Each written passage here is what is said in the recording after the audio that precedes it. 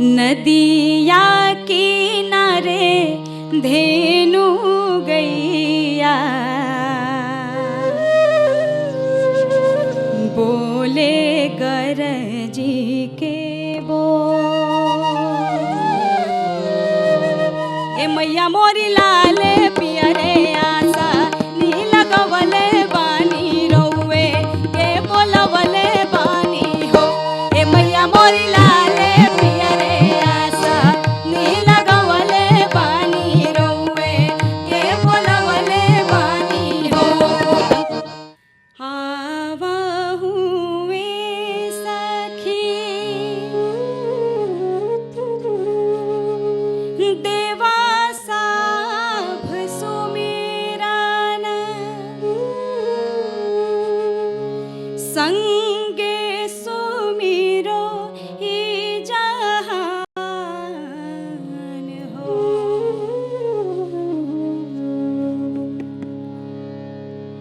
आवा हुए सखी देवा साभ सुमिरन संगे सुमिरो ही जहान रे बाग बगैचा संगे चिरई चुरुंगवा अवरु सुमिरे बनवास हो बाग बगैचा संगे चिरई चुरुंगवा अवरी सुमिरे बनवास हो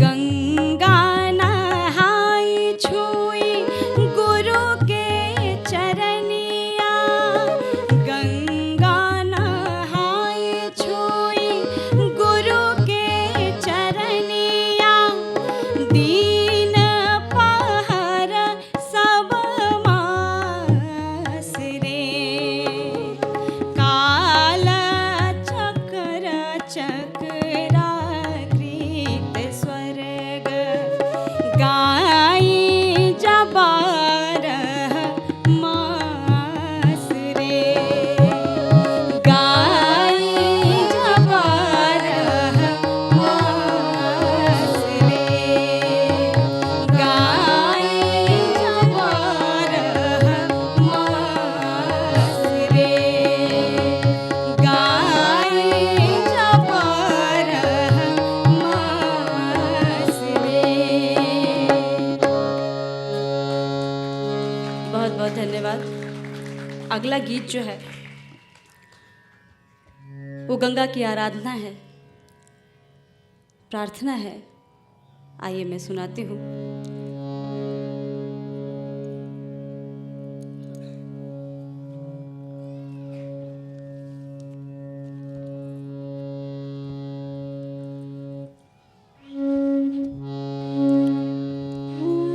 विद्यापति जी की रचना।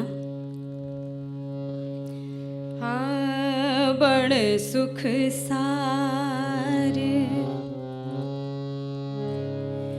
पाउल तू अति रे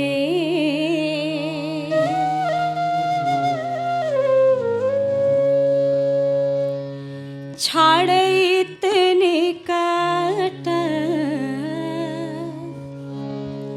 नयन बहनी रे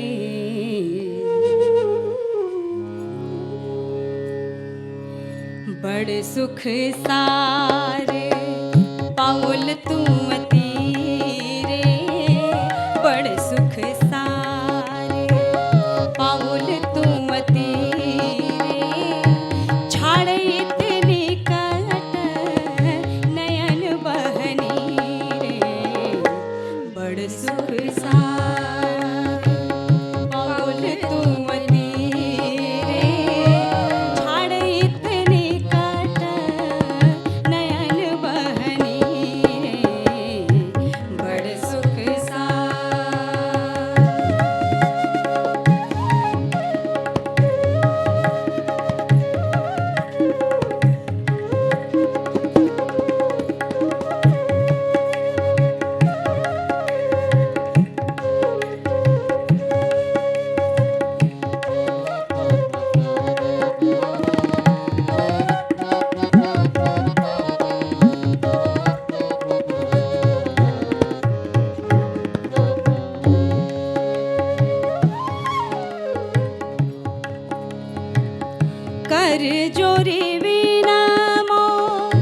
विमल तरंगे कर जोरी विनवा विमल तरंगे पुनि दर्शन होय पुनि दर्शन होय पूनमति गंगे बड़ सुख सार पवन तुमति रे छाड़ इतने कट नयन बहनी रे बड़ सुख सार।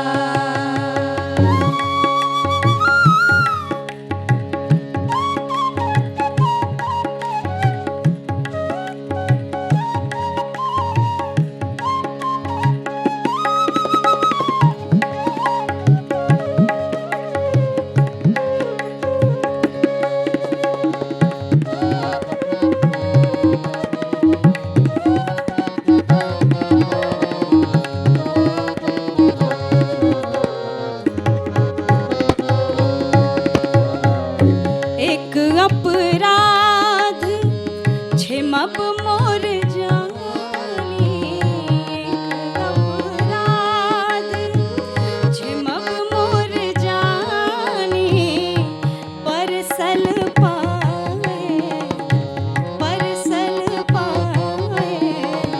पारो तू पानी बड़ सुख सार पाउल तुम तेरे छाड़ इतनी कट नयन बहनी रे बड़ सुख सार।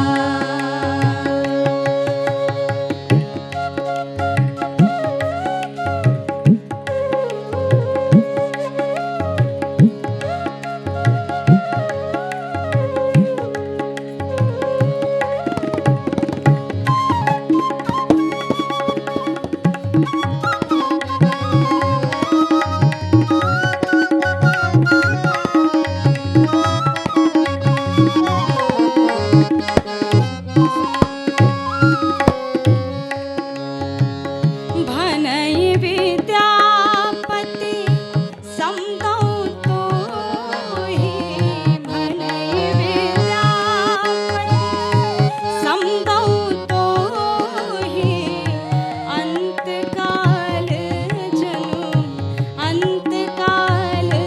जनु बिसरहु मोहि बड़ सुख सार पाउल तुम तेरे छाड़ इतने कट नयन बहनी रे बड़ सुख सार पाउल तुम तेरे छाड़ इतने कट नयन बहनी रे बड़ सुख सार पाउल तुम तेरे छाड़ इतने कट नयन बहनी रे बड़ सुख सार। बहुत बहुत शुक्रिया। अगला गीत जो है पंडित हरिराम द्विवेदी जी ने लिखा है, कमाल का लिखा है उन्होंने, गंगा पर है। आइए मैं सुनाती हूँ उसका छोटा सा हिस्सा गुनगुनाऊंगी, सुनाऊंगी आपको। अद्भुत लिखा है उन्होंने।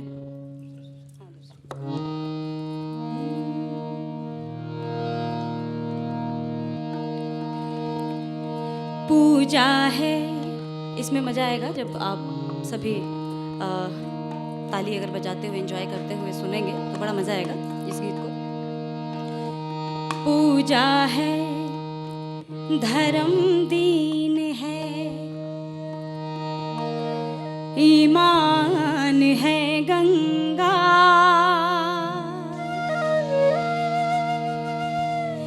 मर्यादा है इस देश की, पहचान है गंगा।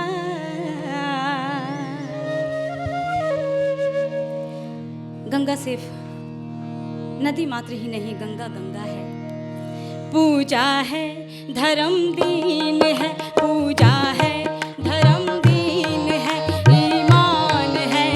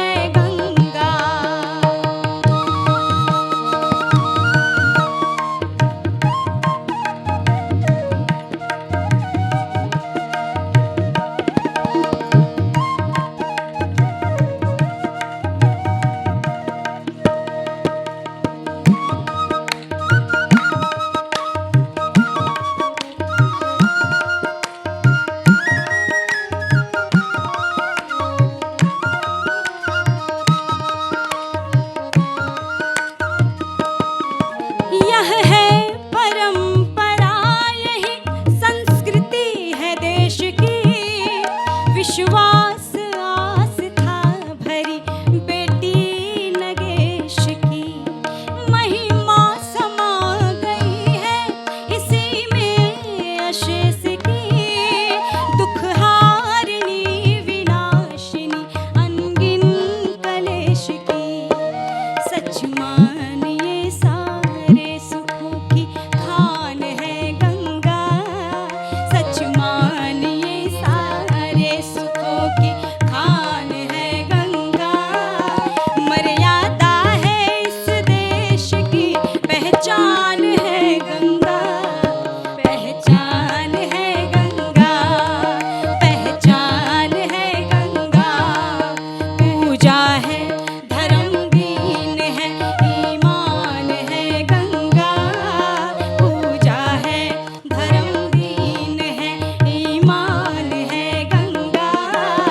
मर्यादा है इस देश की, पहचान है गंगा, पहचान है गंगा।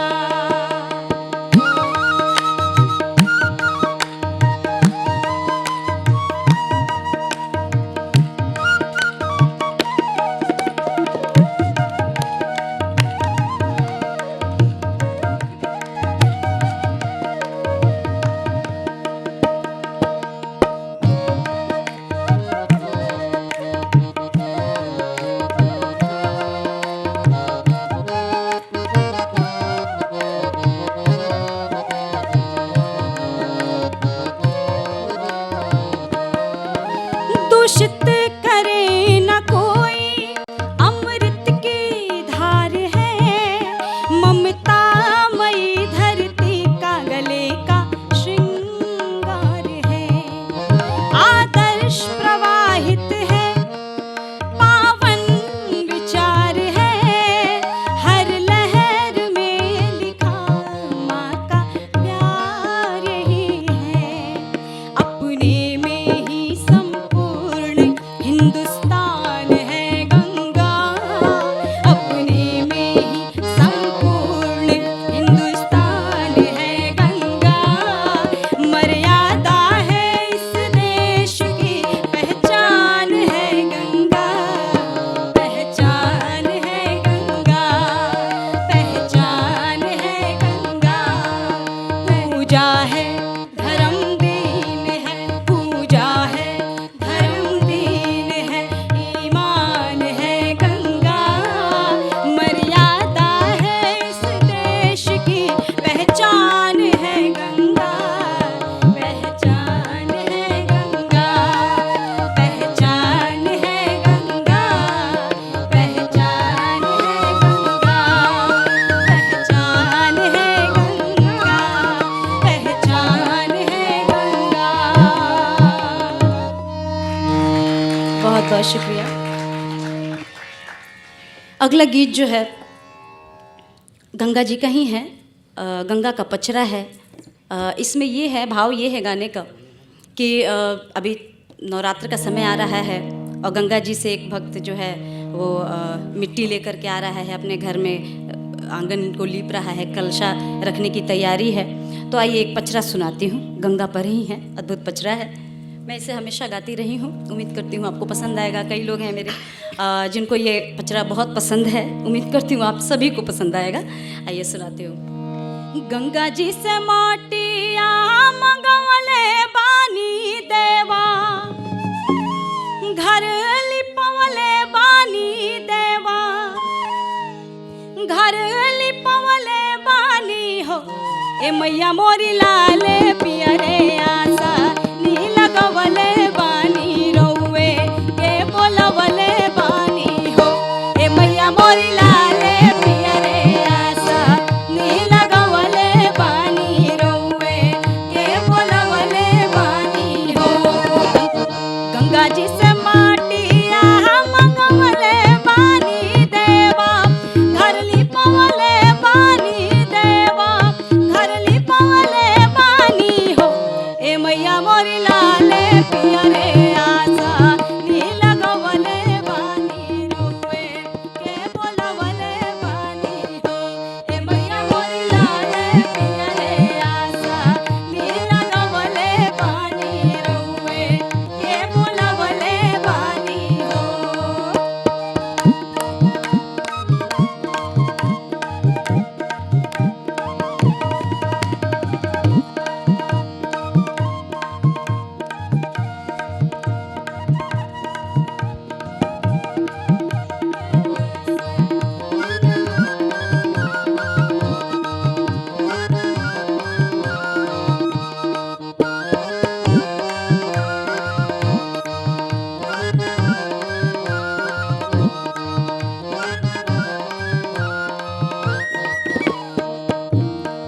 बगिया में बोले ली रे कोई आया गनवा रोवे बालक आंगनवा रोवे बालक हो ए मैया मोरी रउआ जब आई देवा घरवा देव घरवा मोरा सभे लागल हो ए मैया मोरी रउआ जब आई देवा घरवा देव घरवा मोरा सभे लागल हो ए मैया मोरी रउआ जब आई देवा घरवा देव घरवा मोरा सभे लागल हो ए मैया मोरी रउआ जब आई देवा घरवा देव घरवा मोरा सभे लागल हो ए मैया मोरी रउआ जब आई देवा घरवा देव घरवा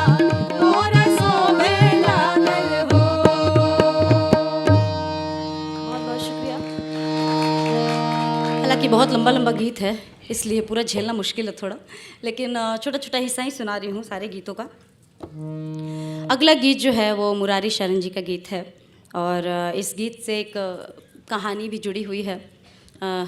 अनुपम सर थे जो नदी पे बहुत सक्रिय रहते थे, काम करते थे, तो उन्होंने बोला था पहली बार कि इस गीत को सुनो और वहाँ से मेरी शुरुआत हुई थी नदी गीत गाने की। तो आइए मैं वही गीत सुनाती हूँ आप सभी को, उम्मीद करती हूँ आपको पसंद आएगा।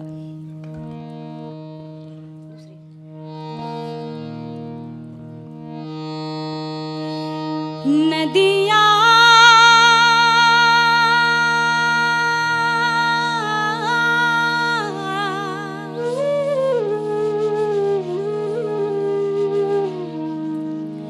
धीरे बहो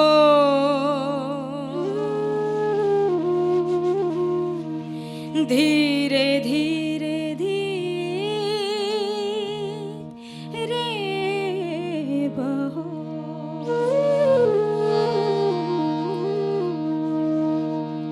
अब कौन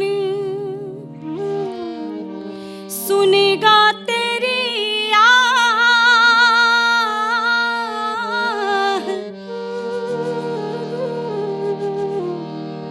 नदिया धीरे बहो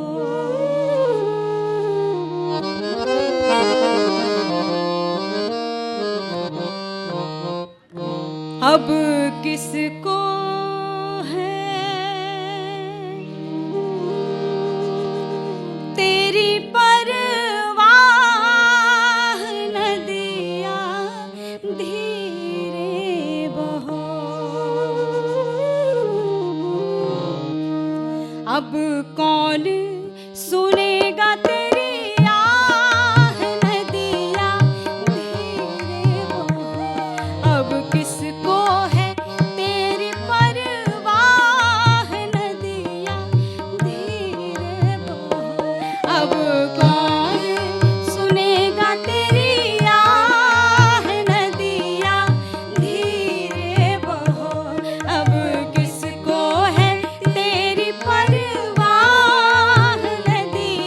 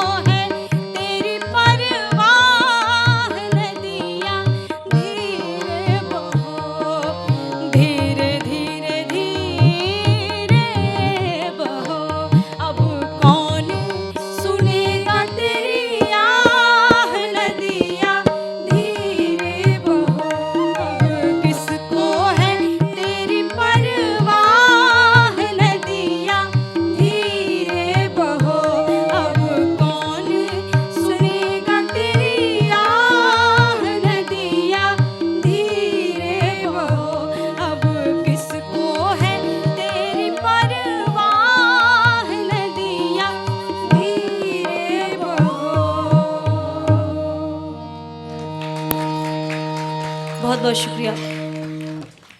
आज जो दशा है नदी की बहुत ही कह नहीं सकते हैं, बहुत ही ख़राब दशा है। नदी जो है, जो कभी विकराल हुआ करती थी, आज नाला बनी हुई है। तो एक और गीत सुनाती हूँ नदी पर। अद्भुत गीत है। नदी को बचाया जाए, नदी हमारी सुरक्षित रहे। आइए मैं सुनाती हूँ गीत। मुरारी शरद जी का ही है, बहुत ही मशहूर गीत है ये। अरे लौटा द नदिया हमार, होकर खनवा के मालिक। सारा कचरा जो है वो नदी में ही जा रहा है। कारखाना का हो, हॉस्पिटल का हो, घर का नाला हो, सब नदी में। अरे लौटा द नदिया हमार, हो कर खनवा के मालिक। लौटा द नदिया हमार, हो कर खनवा के मालिक। इतने बातों से गुहार, हो कर खनवा के मालिक। लौटा द नदिया हमार, हो कर खनवा के मालिक। लौटा द नदिया हमार, हो कर खनवा के मालिक।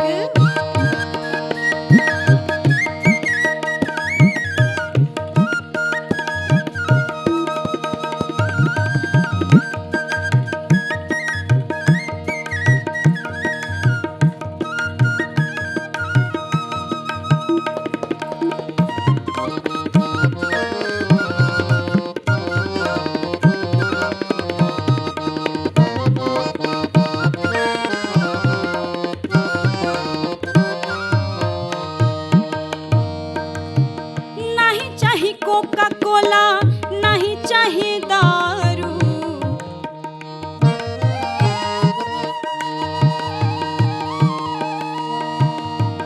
नहीं चाही कोका कोला, नहीं चाही दारू। नहीं चाही कोका कोला, नहीं चाही दारू। अरे जिभिया के लिहनी संभार, हो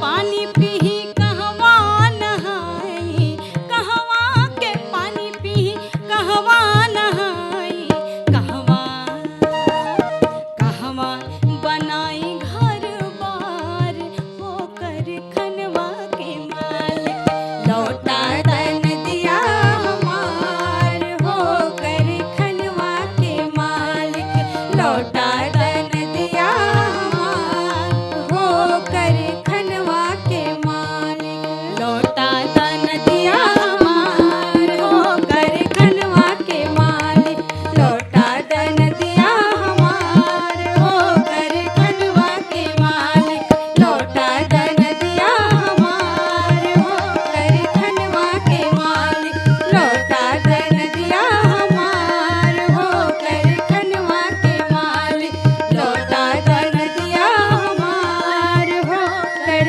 खनवा के मालिक।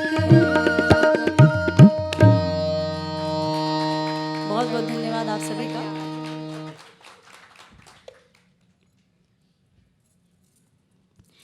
एक मछुआरों का गीत सुनाती हूँ, बहुत ही मशहूर है।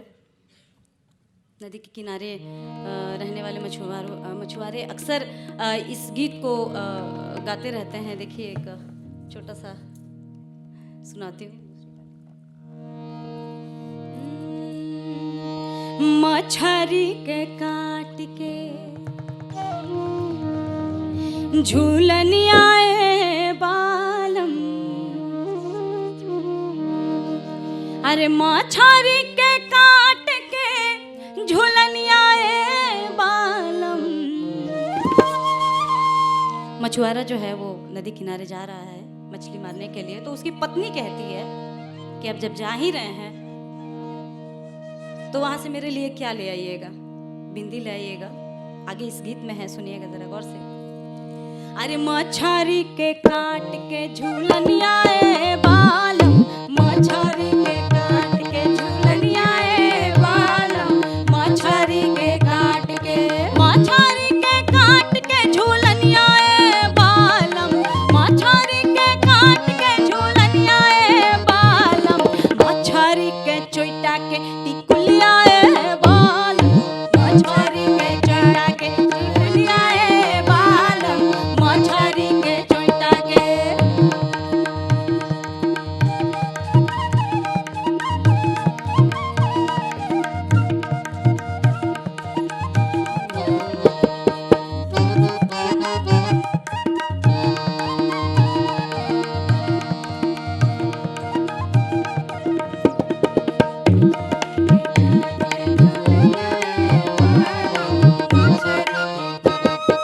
मछरी के चोइटा के टिकुलियाए बालम, मछरी के चोइटा के टिकुलियाए बालम, अरवा चौरवा बासमतियाए बालम, मछरी के काट के झूलनियाए बालम, मछरी के काट के।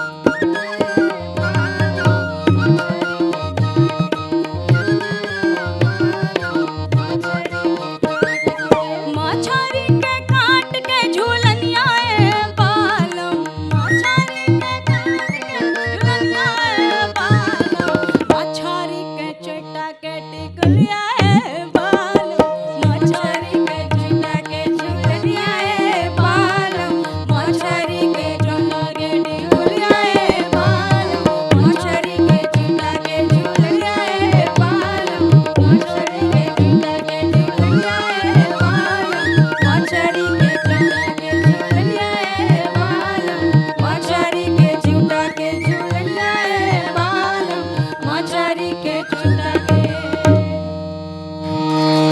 बहुत बहुत शुक्रिया। अगला गीत जो मैं सुनाने जा रही हूँ, हमारे यहाँ अक्सर ये बिहार, यूपी और हर जगह ये मशहूर है गीत। जब महिलाएं गंगा स्नान करने जाती हैं तो घाट पर इस गीत को गाती हैं। हालांकि ये गीत जो है सवाल जवाब है, माँ गंगा और परवैतिन जो जाती हैं नहाने, उसमें सवाल जवाब है इस गीत में। लेकिन इसका छोटा सा हिस्सा सुनाऊंगी मैं, क्योंकि बेहद प्रिय है मेरे, मुझे बहुत अच्छा लगता है ये गीत। आइए मैं सुनाती हूँ। गंगा माई के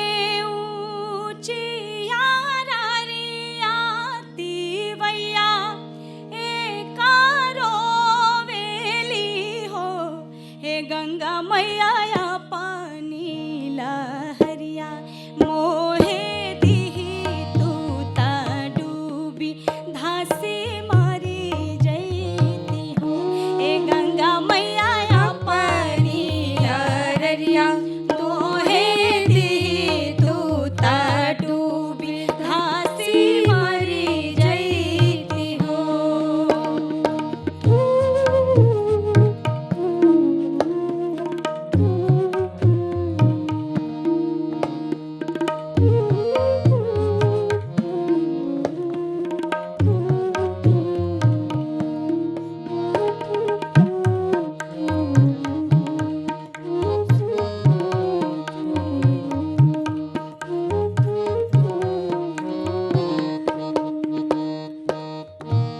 माँ पूछती हैं, गंगा माँ पूछती हैं, क्या दुख है तुमको?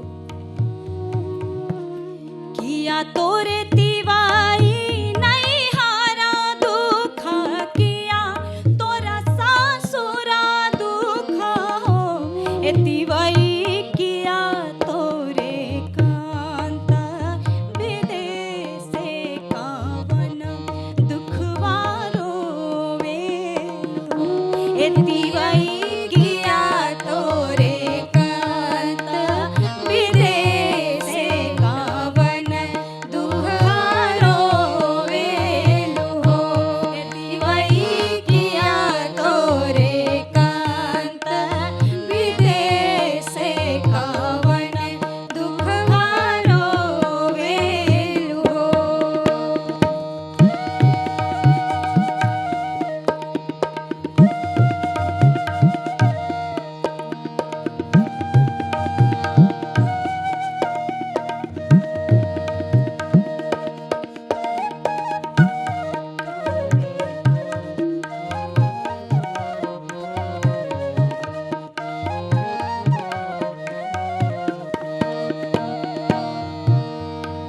परवैतिन कहती है, नाही मोरा गंगा मैया नहीं हरा दुख, नहीं मोरा सासुरा दुख हो।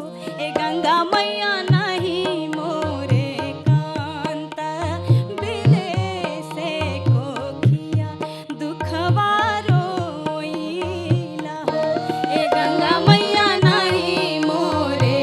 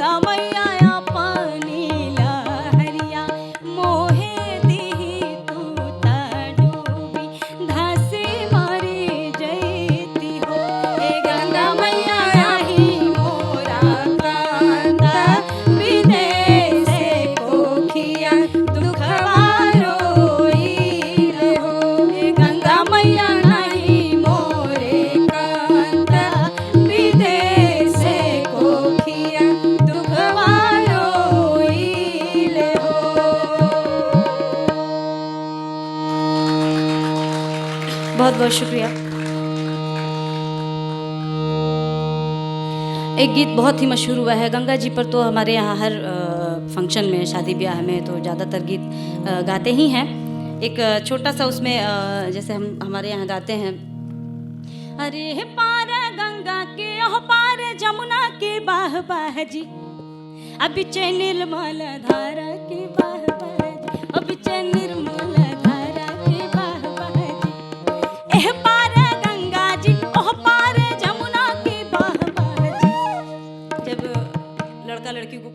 गए जाते हैं उस समय ये गीत गाते हैं, जुड़वाते हैं। अरे है पार गंगा की यह पार जमुना की बहबाजी, एह पार गंगा जी ओह पार जमुना की बहबाजी, अबिचे निर्मल धारा की बहबाजी, अबिचे निर्मल धारा की बहबाजी, अबिचे निर्मल धारा की बहबाजी।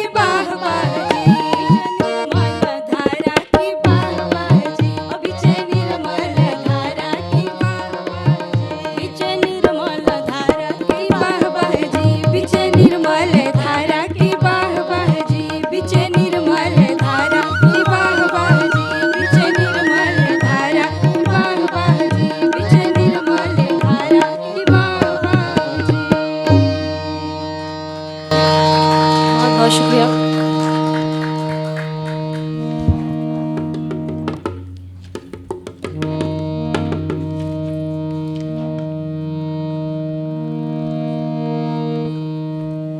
एक और गीत सुनाती हूँ गंगा पर ही।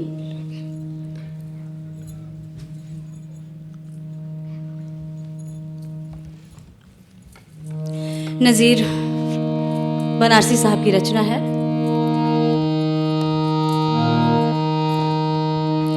गंगा का है लड़कपन, गंगा की है जवानी, इतरा रही है लहरें, शर्मा रहा है पानी। गंगा का है लड़कपन, गंगा की है जवानी, इतरा रही है लहरें, शर्मा रहा है पानी।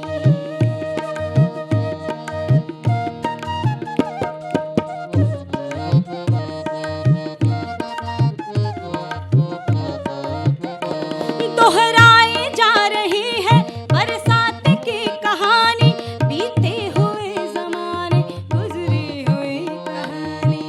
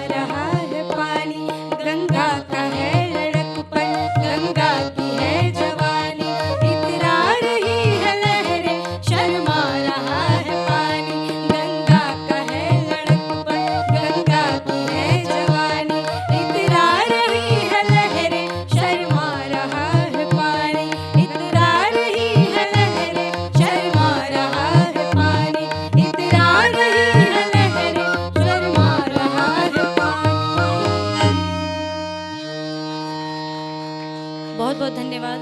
और आदरणीय विंध्यवासिनी जी की रचना मैं सुनाती हूँ।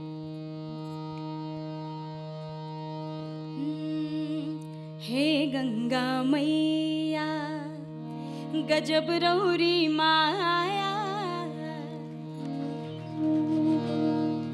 हे गंगा मैया गजब रौरी माया, हे गंगा मैया गजब रौरी माया, हे गंगा मैया गजब रौरी माया, नीर पिबत सब पाप नसाया, नीर पिबत सब पाप नसाया, हे गंगा मैया गजब रौरी माया, हे गंगा मैया।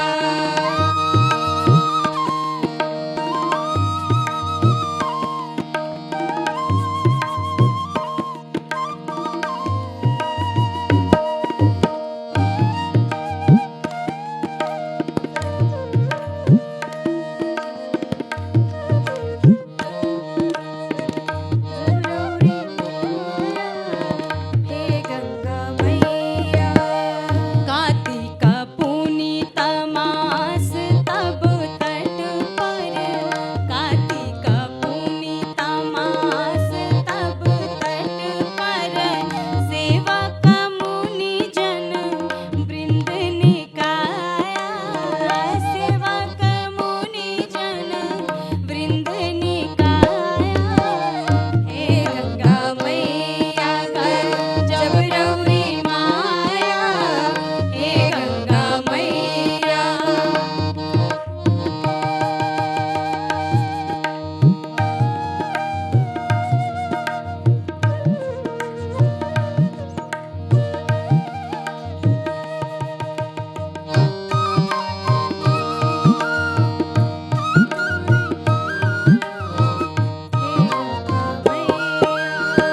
सुरपुर से उतरी जग पावनी, सुरपुर से उतरी जग पावनी, पावन शंकर जटा समाया, पावन शंकर जटा समाया, हे गंगा मैया गजब रौरी माया, हे गंगा मैया।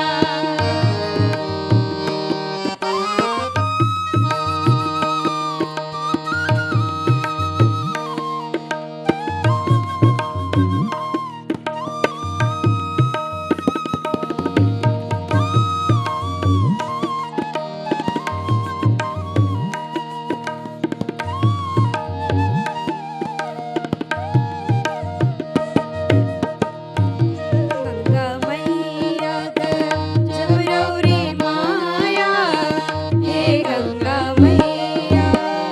जटा शंकरी नाम तिहारो, जटा शंकरी नाम तिहारो, भागीरथी माँ जग सुखदाया, भागीरथी माँ जग सुखदाया, हे गंगा मैया गजब रौरी माया, हे गंगा मैया गजब रौरी माया, नीर पिबत सब पाप नसाया, नीर पिबत सब पाप नसाया, हे गंगा मैया गजब रौरी माया, हे गंगा मैया गजब रौरी माया, हे गंगा मैया गजब रौरी माया, हे गंगा मैया गजब रौरी माया, हे गंगा मैया। बहुत बहुत शुक्रिया।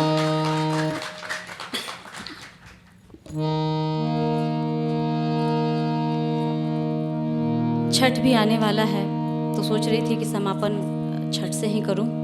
चाचा जी उससे पहले एक गंगा की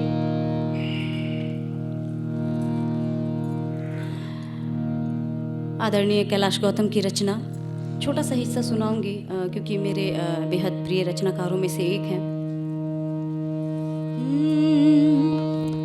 ये ऐसे गंगा की क्या बात करूं,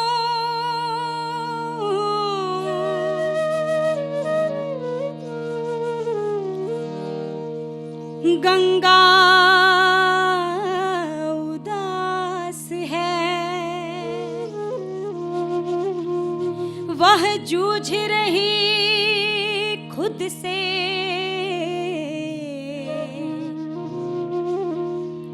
और बदहवास है।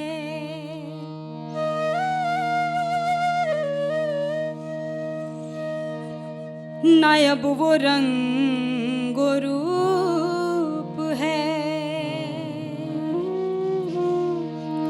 ना वो मिठास है,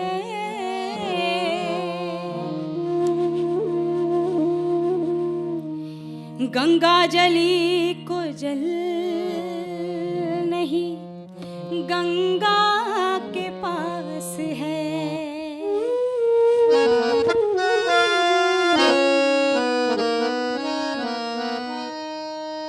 दौड़ा रहे हैं लोग इसे खेत खेत में, मछली की तरह स्वयं तड़पती है रेत में। बांधों के जाल में कहीं नहरों के जाल में, सिर पीट पीट रो रही शहरों के जाल में। असहाय है, लाचार है, मजबूर है गंगा। अब हैसियत से अपनी बहुत दूर है गंगा। क्या रही क्या हो गई, हैरान है गंगा। शीशे में खुद को देख परेशान है गंगा। तो मैदान ही मैदान है, मैदान है गंगा। कुछ ही दिनों की देश में मेहमान है गंगा।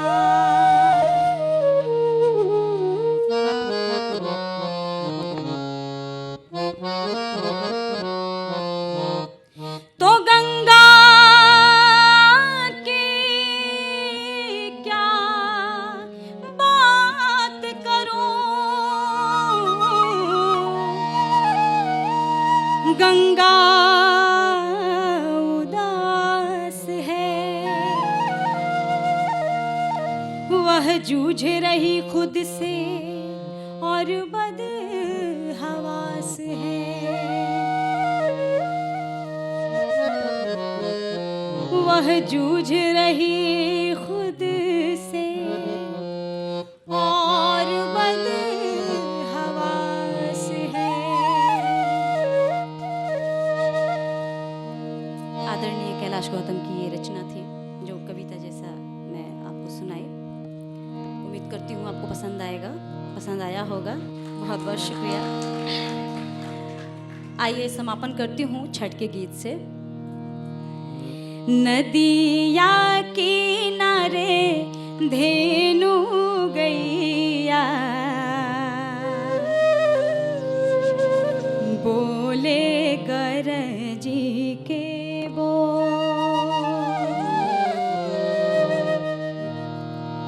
बहुत ही मशहूर धुन है। कांच ही बांस के